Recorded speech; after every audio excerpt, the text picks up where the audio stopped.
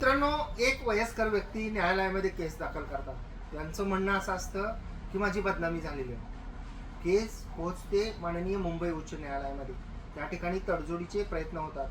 तडजोड काही होत नाही आणि तडजोड होत नसल्यामुळं माननीय मुंबई उच्च न्यायालयानं या केसमध्ये एक असा आदेश केलेला आहे, जो आदेश अशा पक्षकारांसाठी खूप महत्त्वाचा आहे की जे पक्षकार जाणीवपूर्वक एखादी केस जी आहे ती प्रलंबित ठेवतात, स्वतःच्या हट्टाला पेटतात. माननीय न्यायालय किंवा मध्यस्थ जे असतात ते समजावून सांगण्याचा प्रयत्न करतात, तरीसुद्धा त्यांचं ऐकत नाहीत.